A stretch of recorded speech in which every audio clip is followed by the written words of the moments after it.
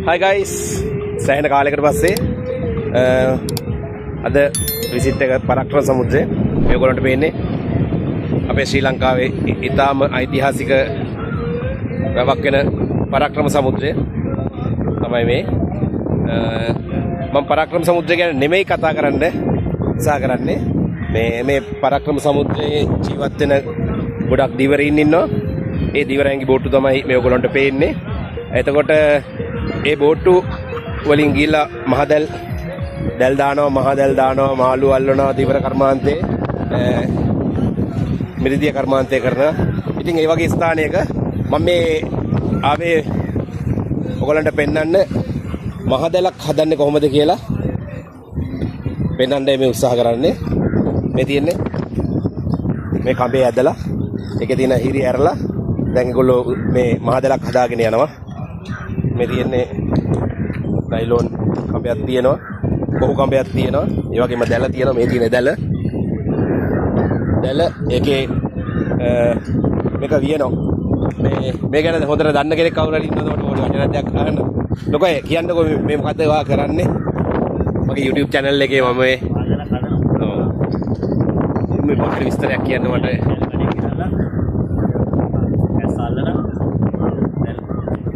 දෙලන ඒක අවශ්‍ය තත්ත්වෙට හදා ගන්න ඕනේ. එතකොට ලොකයි කියන්නේ මේක කොච්චර වෙලාවක් යනවද සාමාන්‍ය මේ වගේ දෙලක් හදා ගන්න? දවස් 3-4 වෙනවා. එතකොට මේ සාමාන්‍ය දෙලක් හදලා කොච්චර කාලයක් පාවිච්චි කරන්න පුළුවන්ද?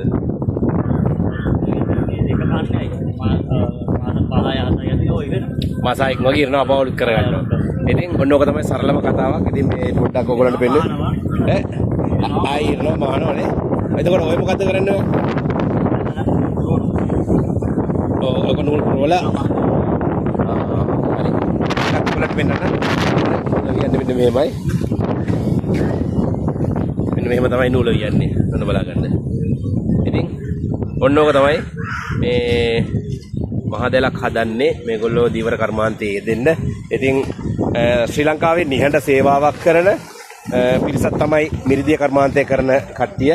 ඒ වගේම ඔයගොල්ලෝ කිව්වත් කටට කෙලවනවා වැව් මාළු කෑල්ලක් කන්න තියෙනවා නම් හොඳයි කියලා අපි හැමෝම නිකන් ට්‍රිප් එකක් ගියා ගමනක් ගියා. ඉතින් අපි නිතරම ට්‍රැවල් කරගෙන ඉඳලා අපි ඒක හොඳටම එන්ජොයි කරනවා. ඉතින් මේ විදිහට තමයි මහන්සි වෙලා හදලා ඉතින් මේ ගොඩට ගෙනල්ලා අපිට මේ මාළු කෑල්ලක් කන්න හම්බෙන්නේ. ඉතින් ඒකටත් ඒක ඉතින් හිතන්න ගොඩක් මහන්සි වෙලා අපි හැම වෙලාවම මිල ගැන කතා කරනවා මිල වැඩි කියලා නේද අපිට පේනවා වත වැව තියෙනවා මාළු අල්ලන් එනවා විකුණනවා පේනවා. ඒතකොට අපි හිතනවා මාළු හරි ලාභයි කියලා නෑ ඒක වෙන සෑහෙන දුකක් විඳින්න වෙනවා. ඒක සමහර ලාවට ඒක අපි හිතනට වඩා ලොකු වේදනාවක් ඉඳලා තමයි අපිට මිරිදිය මේ අපිට ලබා දෙන්නේ. ඉතින් අපි අගය කරන්න ඕනේ මේ රැකියාවක්.